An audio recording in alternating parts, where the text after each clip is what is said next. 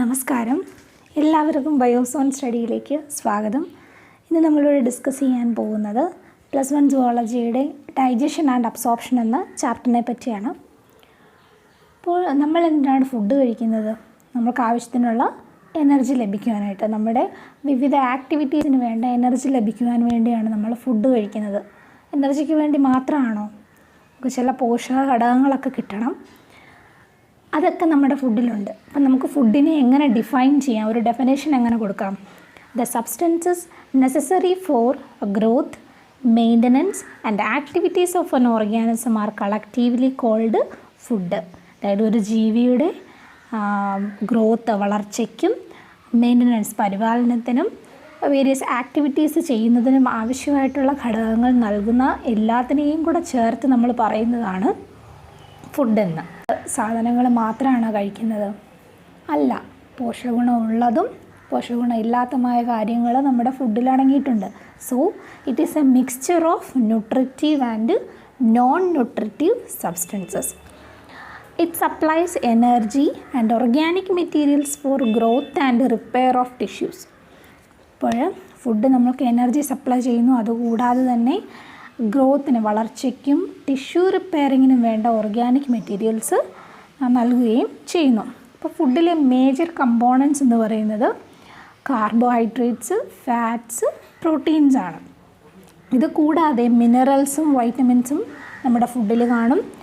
നമ്മൾ ധാരാളം വെള്ളം കുടിക്കുന്നുണ്ട്. നമ്മുടെ ശരീരത്തിലെ ഡീഹൈഡ്രേഷനെ തടയാൻ വേണ്ടിയിട്ടാണ് നമുക്ക് വെള്ളം ആവശ്യമായിട്ട് വരുന്നത്. അതുപോലെ തന്നെ നമ്മുടെ മെറ്റബോളിക് പ്രോസസ്സുകളിൽ റെസ്പിറേഷൻ, സർക്കുലേഷൻ, അങ്ങനെയുള്ള മെറ്റബോളിക് ആക്ടിവിറ്റീസിലൊക്കെ വാട്ടറിനൊരു ഇമ്പോർട്ടൻ്റ് റോളുണ്ട്.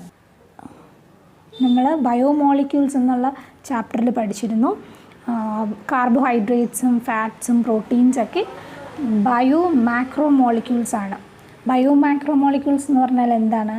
10,000 ഡാൾട്ടനേക്കാളും മോളിക്കുലർ വെയ്റ്റ് കൂടിയ ബയോമോളിക്യൂൾസിനെയാണ് ബയോ മാക്രോ മോളിക്യൂൾസ് എന്ന് പറയുന്നത്. ഇവയെ നമ്മുടെ ശരീരത്തിന് അതിൻ്റെ ഒറിജിനൽ ഫോമിൽ യൂസ് ചെയ്യാനോ അബ്സോർബ് ചെയ്യാനോ ഒന്നും പറ്റില്ല. അപ്പോൾ ഇതിനെ അതിൻ്റെ യൂസ് ചെയ്യാൻ പറ്റുന്ന രീതിയിലേക്ക് കൺവേർട്ട് ചെയ്യേണ്ടതായിട്ടുണ്ട്.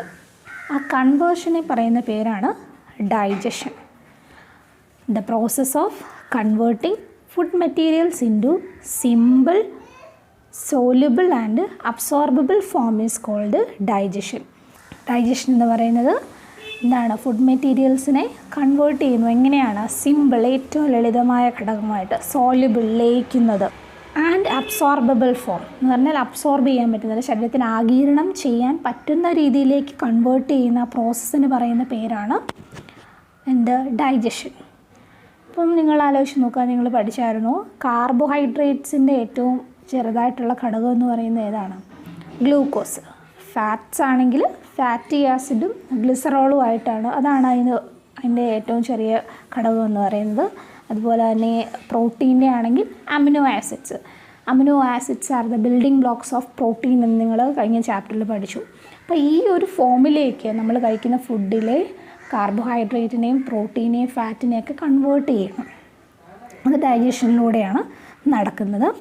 It is carried out by digestive system. അപ്പം ഇത് നടക്കുന്നതിനായിട്ട് നമ്മുടെ ശരീരത്തിലൊരു ഡൈജസ്റ്റീവ് സിസ്റ്റം ഉണ്ട്.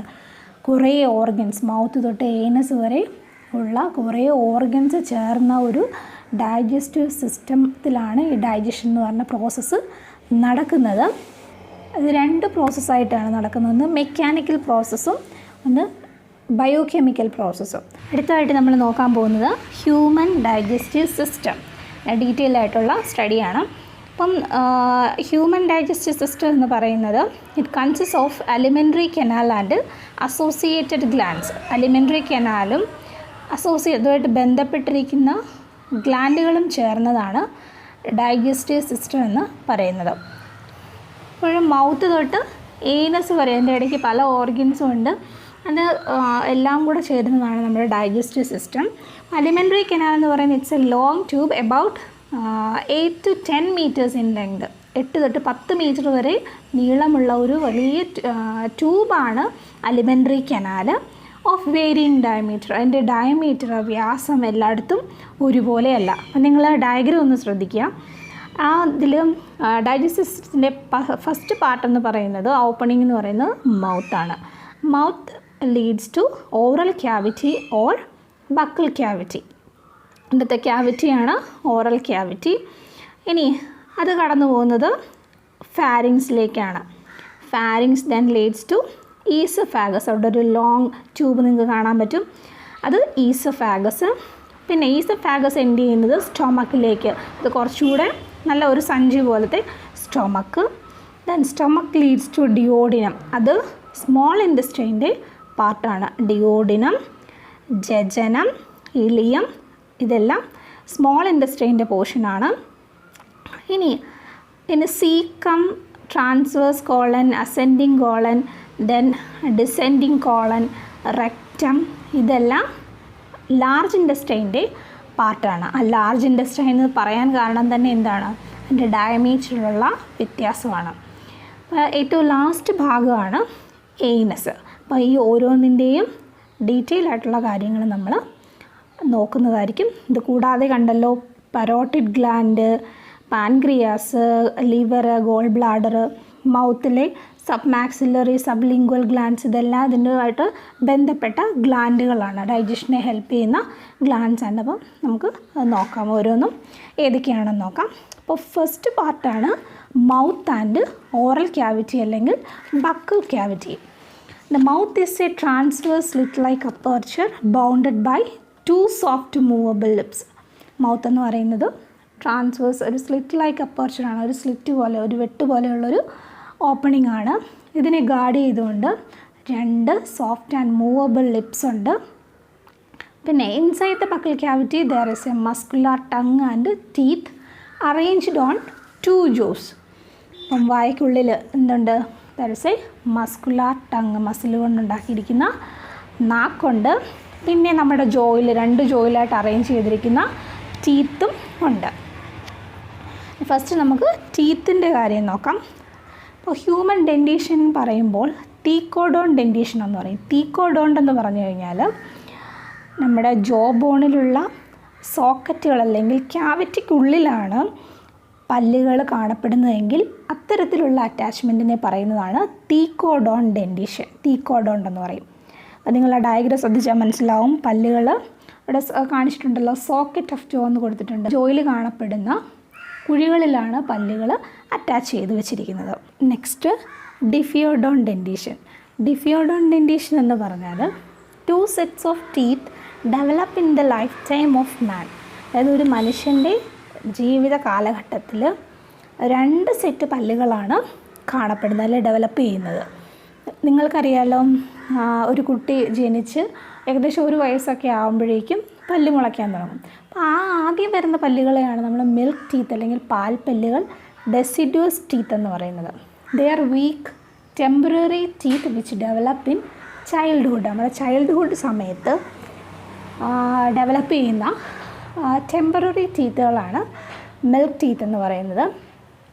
It is replaced by permanent teeth. അത് സ്ഥിരദന്തങ്ങൾ കൊണ്ട് റീപ്ലേസ് ചെയ്യപ്പെടും. ഏകദേശം 6-7 വയസ്സൊക്കെ ആകുമ്പോഴേക്കും പല്ലുകൾ കൊഴിഞ്ഞ്, മിൽക്ക് ടീത്ത് കൊഴിഞ്ഞിട്ട് പെർമനൻറ്റ് ടീത്ത് വരാൻ തുടങ്ങും. അപ്പം ഇത്തരത്തിൽ 2 സെറ്റ് പല്ലുകൾ കാണപ്പെടുന്നതിനെയാണ് ഡിഫിയോഡോൺ ഡെൻറ്റേഷൻ എന്ന് പറയുന്നത്. അപ്പം ഡൈ എന്ന് പറഞ്ഞാൽ തന്നെ 2 എന്നാണെന്നറിയാമല്ലോ. ഇനി അടുത്തൊരു കണ്ടീഷൻ പറയുന്നതാണ് ഹെറ്ററോഡോൺ ഡെൻറ്റേഷൻ. ഹെറ്ററോ എന്നുള്ള വേർഡിൻ്റെ മീനിങ് തന്നെ എന്താണ്? ഡിഫറെൻ്റ് എന്നാണ്. ഇതിൽ പറയുന്നത് when teeth R different in structure and function. ആ കണ്ടീഷൻ പറയുന്നതാണ് ഹെറ്ററോഡോൺ. അതായത് പല്ലുകളുടെ സ്ട്രക്ചറിലും ഫങ്ഷനും വ്യത്യസ്തമായിരിക്കും. നമുക്ക് തന്നെ അറിയാമല്ലോ, നമ്മുടെ പല്ലുകൾ പല ഷേപ്പിലാണുള്ളത്. അതുപോലെ തന്നെ അതിന് ആ രൂപത്തിനനുസരിച്ച് തന്നെ പല ഫങ്ഷനും അത് ചെയ്യുന്നുണ്ട്. അപ്പോൾ ഒരു പ്രായപൂർത്തിയായ മനുഷ്യനിൽ 32 പെർമനൻറ്റ് ടീത്താണ് ഉള്ളത്. അതിനെ 4ആയിട്ട് തിരിച്ചിട്ടുണ്ട്. First one incisors, canines, premolars and molars. Incisors എന്ന് പറയുന്ന ഉള്ളിപ്പല്ലുകൾ, നമ്മൾ ഡയഗ്രം നോക്കിയാൽ അറിയാൻ പറ്റും. They are chisel like teeth. ഒരു ഉള്ളി പോലെ, നമ്മൾ ആപ്പിളൊക്കെ കടിക്കുന്ന ഏതാ, നമ്മുടെ ഏറ്റവും ഫ്രണ്ടിൽ ആ ഉളിപ്പല്ലുകൾ വെച്ചിട്ടാണ്, ഇൻസിസേഴ്സ് വെച്ചാണ്. അതിനെ ഡിനോട്ട് ചെയ്യുന്നത് ഐ എന്നുള്ള ലെറ്റർ വെച്ചിട്ടായിരിക്കും. ദെൻ അതിൻ്റെ ഡയഗ്രത്തിൽ ഫസ്റ്റ് 1 and 2 എന്ന് പറയുന്നത് ഇൻസിസറാണ്. 3 എന്ന് പറയുന്നത് കനൈൻസ് ആണ്. ദേ ആർ ടിയറിങ് ടീത്ത്, അതായത് കോമ്പല്ലുകൾ, മാംസമൊക്കെ ഇങ്ങനെ കീറിയെടുക്കാനായിട്ട് സഹായിക്കുന്ന തരത്തിലുള്ള പല്ലുകളാണ് കനൈൻസ്. ഡിവോഴ്സ് ആയിട്ടുള്ള ആനിമൽസിലൊക്കെയാണ് കനൈൻസിൻ്റെ നമ്പർ കൂടുതലുള്ളത്. ഇനി അടുത്തത് പ്രീമോളാർസ്. ഇവിടെ ഡയഗ്രത്തിൽ കൊടുത്തിട്ടുണ്ട്. 4ഉം 5ഉം നമ്പറിൽ കാണിച്ചിരിക്കുന്നത് പ്രീമോളാർസ് ആണ്. അത് ക്രാക്കിംഗ് ടീത്ത് എന്ന് പറയും, നമ്മൾ എന്തെങ്കിലും ഒരു സാധനങ്ങൾ പൊട്ടിക്കാനായിട്ട് ഉപയോഗിക്കുന്നത്. മോളാർസ് അണപ്പല്ലുകൾ. എന്തിനാണ്? ദി ആർ ഗ്രൈൻഡിങ് ടീത്ത്, അതായത് ആഹാരം നല്ല ചവച്ചരയ്ക്കാനായിട്ട് സഹായിക്കുന്നത് മോളാർസ് ആണ്. അതിനെ ഡിനോട്ട് ചെയ്യുന്നത് എം കൊണ്ടാണ്. നോക്കി 6, 7, 8 എന്നുള്ളത് മോളാർസ് ആണ്. നമ്മുടെ ശരീരത്തിൽ തന്നെ ഏറ്റവും ഹാർഡസ്റ്റ് മെറ്റീരിയൽ എന്ന് പറയുന്ന ഇനാമലാണ്. ഫുഡ് ചവച്ചരയ്ക്കാനായിട്ട് ഹെൽപ്പ് ചെയ്യുന്നു. ഇനി ഇതുപോലെ തന്നെ പ്രധാനപ്പെട്ടതാണ് അടുത്തത് dental formula. The number and arrangement of teeth on either side of each jaw is called dental formula. അതായത് നമ്മുടെ പല്ലുകളുടെ എണ്ണവും അതിൻ്റെ അറേഞ്ച്മെൻറ്റും സൂചിപ്പിക്കുന്നതിനെയാണ് ഡെൻ്റൽ ഫോർമുല എന്ന് പറയുന്നത്. അത് നമ്മൾ സാധാരണയായിട്ട് എഴുതുന്നത് ഓരോ ജോയുടെയും 2 സൈഡിലും ഉള്ളതിനെ വെച്ചിട്ടാണ്. അപ്പോൾ ഒരു ജോയുടെ ഒരു ഹാഫിലെ പല്ലുകളുടെ എണ്ണമായിരിക്കും അതിൽ കൊടുത്തിട്ടുള്ളത്. അതിനെ നമ്മൾ ഇൻറ്റു 2 2 കൊണ്ട് മൾട്ടിപ്ലൈ ചെയ്താണ് ഇതിൽ എഴുതുന്നത്. അപ്പോൾ 2, 1, 2, 3 എന്നുള്ളതാണ് അതിൻ്റെ ഒരു കോഡ്. ഹ്യൂമൻ ഡെൻ്റൽ ഫോർമുല എന്ന് പറയുന്നത് 2, 1, 2, 3 ആണ്. ഒരു അഡൽട്ട് മാനിൽ 16 പല്ലുകൾ വീതം ഓരോ ജോയിലും കാണുവാൻ സാധിക്കും. ഓരോ ജോയുടെയും ഓരോ ഹാഫിലുള്ള പല്ലുകൾ അത് സ്റ്റാർട്ട് ചെയ്യുന്നത് മിഡിൽ തുടങ്ങി ബാക്ക്വേർഡ് ഡയറക്ഷനിലാണ് അത് പോകുന്നത്. അങ്ങനെ നോക്കുകയാണെങ്കിൽ there are 2 incisors, 1 canine, 2 premolars and 3 molars. അപ്പോൾ അതാണ് ഡെൻ്റൽ ഫോർമുല. നോക്കുക, I 2/2, C 1/1, PM 2/2, M 3/3 into 2 എന്ന് കൊടുത്തിട്ടുണ്ട്. അത് I എന്ന് പറയുന്നത് ഡിനോട്ട് ചെയ്യുന്നത് ഇൻസിസറിനെയാണ്. ഇവിടെ ഒരു ഫ്രാക്ഷനായിട്ട് എഴുതിയിട്ടുണ്ട്. അതിൽ ന്യൂമറേറ്റർ എന്ന് പറയുന്നത് അംശം, അത് അപ്പർ ജോയെ കാണിക്കുന്നു. താഴെ ഡിനോമിനേറ്റർ അല്ലെങ്കിൽ ഛേദം എന്ന് പറയുന്നത് ലോവർ ജോയെ കാണിക്കുന്നു. സി എന്ന് പറയുന്നത് കനൈൻസ്, അത് 1/1. PM മോളാർ, പ്രീമോളാർ, അത് 2/2, മുകളിലത്തെ ജോയിൽ 2, താഴത്തെ ജോയിൽ 2. അതിൻ്റെ ഹാഫിലെ കാര്യമാണ് പറയുന്നത്. ഇനി മോളാർ 3/3. ഈ സംഖ്യയെ വീണ്ടും നമ്മൾ 2 കൊണ്ട് മൾട്ടിപ്ലൈ ചെയ്യുന്നു, കാരണം ഒരു ഹാഫിലെയാണത് പറയുന്നത്. അത് കണക്ക് കൂട്ടി നോക്കുമ്പോൾ ദാറ്റ് ഈസ് ഈക്വൽ ടു 32 ആയിരിക്കും.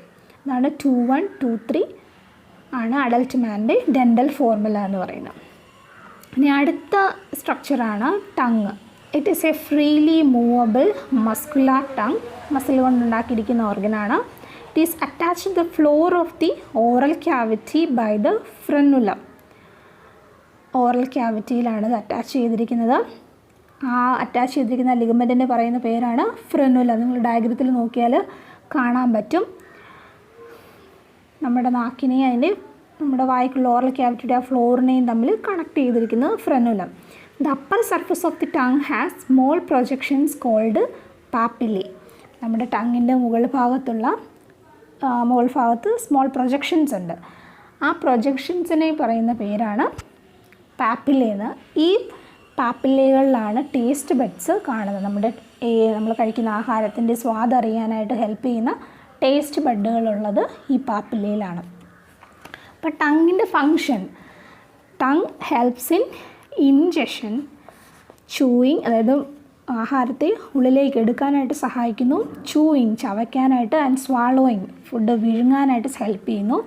It also helps in cleaning of teeth, പല്ല് വൃത്തിയാക്കാനും, mixing of food and saliva, അതായത് നമ്മുടെ സലൈവയിൽ എൻസൈമുണ്ട്, ആ വായിൽ വെച്ചും കുറച്ച് ഡൈജഷൻ നടക്കുന്നുണ്ട്. അപ്പം അത് നടക്കണമെങ്കിൽ ഉമിനീരും നമ്മുടെ ഫുഡുമായിട്ട് മിക്സ് ചെയ്യണം. അതിന് ഹെൽപ്പ് ചെയ്യുന്നത് ടങ്ങാണ്. പിന്നെ സ്പീച്ച്, ഇത്രയാണ് ടങ്ങിൻ്റെ ഫങ്ഷൻ എന്ന് പറയുന്നത്. അടുത്ത റീജിയനാണ് ഫാരിങ്സ്. ഫാരിങ്സ് എന്ന് പറയുന്നത് it is A funnel shaped muscular passage which serves as A common passage for food and air. ഒരു ഫണൽ പോലെ, ചോർപ്പ് പോലെ കാണപ്പെടുന്ന മസിൽ കൊണ്ടുള്ളൊരു പാസേജാണ് ഫാരിങ്സ് എന്ന് പറയുന്നത്. ഇതിലൂടെയാണ് ഫുഡും എയറും കടന്നു പോകുന്നത്.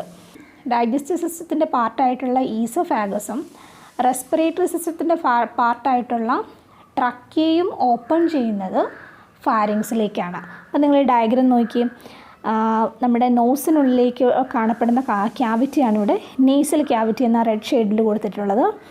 അത് വന്ന് ഓപ്പൺ ചെയ്യുന്നത് എങ്ങോട്ടേക്കാണ്? ഫാരിഞ്ചൽ റീജിയനിലാണ്. അത് 3 കളറിൽ ഇവിടെ കൊടുത്തിട്ടുണ്ട്. Pharynx, green, yellow, then blue, ഇത്രയും നിറത്തിലവിടെ കൊടുത്തിരിക്കുന്ന ഫാരിഞ്ചൽ റീജിയനാണ്. അപ്പം നേസൽ ക്യാവിറ്റിയിൽ നിന്ന് വരുന്നതിനെ അതിനോട് ചേർന്നുള്ള കാണപ്പെടുന്ന ഫാരിങ്സാണ് നേസോ ഫാരിങ്സ് എന്ന് പറയുന്നത്. ഇനി മൗത്ത് കഴിഞ്ഞ് ബക്കിൾ ക്യാവിറ്റി, അതിൻ്റെ കണ്ടിന്യൂവേഷനായിട്ട് വരുന്ന നമ്മുടെ ഓറൽ ക്യാവിറ്റിയോട് അടുത്ത് കിടക്കുന്ന ഫാരിഞ്ചൽ റീജിയനെ പറയുന്ന പേരാണ് ഓറോ ഫാരിങ്സ്. ഇനി അതിൻ്റെ താഴെയായിട്ട് കാണപ്പെടുന്ന പോർഷനാണ് ഹൈപ്പോ ഫാരിങ്സ് എന്ന് പറയുന്നത്. ഈസോഫാഗസിന് തൊട്ട് മുകളിലായിട്ട് കാണപ്പെടുന്ന ഫാരിഞ്ചൽ റീജിയന് പറയുന്നതാണ് ഹൈപ്പോ ഫാരിങ്സ്. അപ്പം നമ്മൾ പറഞ്ഞു ഇതിലൂടെയാണ് എയറും ഫുഡും കടന്നു പോകുന്നത്. അപ്പം അവിടെ ലാരിങ്സ് നിങ്ങൾ കണ്ടല്ലോ, voice box. Opening of the pharynx into the trachea. ഫാരിങ്സിൽ നിന്ന് ട്രക്കിയയിലേക്കുള്ള ഓപ്പണിങ്ങിന് പറയുന്ന പേരാണ് ഗ്ലോട്ടിസ്. ആ ഗ്ലോട്ടിസിനെ കവർ ചെയ്തുകൊണ്ടുള്ള ഒരു കാർട്ടിലേജിനസ് ഫ്ലാപ്പ് ലൈക്ക് സ്ട്രക്ചറിനെയാണ് എപ്പിഗ്ലോട്ടിസ് എന്ന് പറയുന്നത്. ഈ എപ്പിഗ്ലോട്ടിസ് ആണ് ഫുഡ് മെറ്റീരിയൽസ് ലങ്സിനുള്ളിലേക്ക് കടക്കാതെ ഹെൽപ്പ് ചെയ്യുന്നത്. അതുകൊണ്ടാണ് നമ്മൾ ആഹാരം കഴിച്ചുകൊണ്ടിരിക്കുമ്പോൾ സംസാരിക്കുകയും പാട്ട് പാടുകയൊക്കെ ചെയ്യരുതെന്ന് മുതിർന്നവർ പറയും. നമുക്കതൊരു തമാശയായിട്ട് തോന്നും. അതിൻ്റെ കാരണം ഇതാണ്, ഫുഡ് കഴിക്കുന്ന സമയത്ത് ഈ എപ്പിഗ്ലോട്ടിസ് വന്ന് ഗ്ലോട്ടിസിനെ അടഞ്ഞിരിക്കുമായിരിക്കും. അപ്പം നമ്മൾ സംസാരിക്കുക ചെയ്യുമ്പോഴത്തേക്കിന് ഓട്ടോമാറ്റിക്കായിട്ട് എയർ ഉള്ളിലേക്ക് കടക്കും. അപ്പോൾ നമ്മൾ അതറിയാതെ അതിൻ്റെ ഫ്ലാപ്പ് തുറക്കും, ഫുഡ് അങ്ങോട്ട് പോകാനുള്ള ചാൻസ് കൂടുതലാണ്. അപ്പോൾ അതുകൊണ്ടാണ് സംസാരിച്ചുകൊണ്ട് ഭക്ഷണം കഴിക്കരുതെന്ന് പറയുന്നത്. അപ്പോൾ ഇത്രയാണ് ഫാരിങ്സിൻ്റെ റീജിയൻ എന്ന് പറയുന്നത്. ഇനി അടുത്തതാണ് oesophagus. It's A muscular tube about 22 to 25 centimetre in length. 22 തൊട്ട് 25 സെൻറ്റിമീറ്റർ വരെ നീളമുള്ള ഒരു മസ്കുലർ ട്യൂബാണ് ഈസോഫാഗസ് എന്ന് പറയുന്നത്. ഈസോഫാഗസ് ആണ് സ്റ്റൊമക്കിനെയും ഫാരിങ്സിലെയും തമ്മിൽ കണക്ട് ചെയ്യുന്നത്. It passes through the neck, thorax and diaphragm and opens into the stomach. അപ്പോൾ ഇത് ഇതിലേക്കൂടെയൊക്കെ കടന്നു പോകുന്നത് നമ്മുടെ നെക്ക് റീജിയണ്, നമ്മുടെ ചെസ്റ്റ് റീജിയൻ, അതായത് തോറാക്സ് റീജിയണ് ആൻഡ് ഡയഫ്രം എന്ന് പറയുന്നത് it is a muscular partition between thorax and abdominal region. നമ്മുടെ സ്റ്റൊമക്കിൻ്റെ ആ റീജിയൻ എന്ന് പറയുന്നത് അബ്ഡോമിനൽ റീജിയൻ. ആ റീജിയണെയും നമ്മുടെ ചെസ്റ്റ് റീജിയണെയും തമ്മിൽ സെപ്പറേറ്റ് ചെയ്യുന്ന ഒരു മസ്കുലർ പാർട്ടീഷനാണ് ഡയഫ്രം എന്ന് പറയുന്നത്. അതിനെ കടന്നാണ് ഏത് പോകുന്നത്? ഈസോഫാഗസ് കടന്നു പോയി അതെങ്ങോട്ടേക്ക് ഓപ്പൺ ചെയ്യുന്നു? സ്റ്റൊമക്കിലേക്ക് ഓപ്പൺ ചെയ്യുന്നു.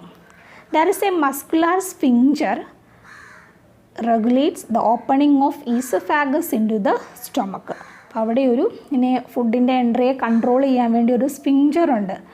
അതിന് പറയുന്ന പേരാണ് ഗ്യാസ്ട്രോ ഈസോഫാജിയൽ സ്ഫിങ്ചർ. ഏതിൻ്റെയൊക്കെ ഇടയ്ക്കാണ്? ഈസോഫാഗസിൻ്റെയും സ്റ്റൊമക്കിൻ്റെയും ഇടയിലുള്ള ഓപ്പണിങ്ങിനവിടെ ഒരു സ്ഫിങ്ചറുണ്ട്. അതിനെ പറയുന്ന പേരാണ് ഗ്യാസ്ട്രോ ഈസോഫാജിയൽ സ്ഫിങ്ചർ. അപ്പോൾ അതിൻ്റെ ഉള്ള ഫുഡിൻ്റെ മൂവ്മെൻറ്റിനെ കൺട്രോൾ ചെയ്യുന്നത് ഈ സ്ഫിങ്ചറാണ്. ഇനി അടുത്തത് stomach. It is the widest part of the alimentary canal. Alimentary കനാലിൻ്റെ ഏറ്റവും വിസ്താരം കൂടിയ പാർട്ടാണ് സ്റ്റൊമക്ക് എന്ന് പറയുന്നത്. It is a large J shaped muscular bag. അപ്പോൾ അതിൻ്റെ ഷേപ്പ് എന്താണ്? ഒരു ഇംഗ്ലീഷ് ലെറ്റർ ജെയുടെ ആകൃതിയിലാണ് അതിരിക്കുന്നത്. Which lies in the upper left region of the abdominal cavity. Abdominal ക്യാവിറ്റിയുടെ അപ്പർ ലെഫ്റ്റ് റീജിയനിലാണിത് കാണപ്പെടുന്നത്. ഈ സ്റ്റൊമക്കിന് 4 റീജിയനാണുള്ളത്. Stomach has 4 parts. നോക്കാം ഏതൊക്കെയാണ്? Cardiac, fundus, body and pyloric part.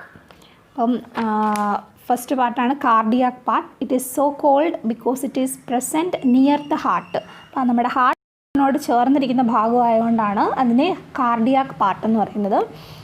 It is the upper part of the stomach to which esophagus opens. Esophagus വന്ന് open ചെയ്യുന്ന സ്റ്റൊമക്കിൻ്റെ അപ്പർ പാർട്ടിനെയാണ് പറയുന്ന പേരാണ് കാർഡിയാക് പാർട്ട് എന്ന് പറയുന്നത്. നിങ്ങൾ ഡയഗ്രത്തിൽ നോക്കിയാൽ കാണാൻ പറ്റും. ഇനി അടുത്ത റീജിയനാണ് ഫണ്ടസ്.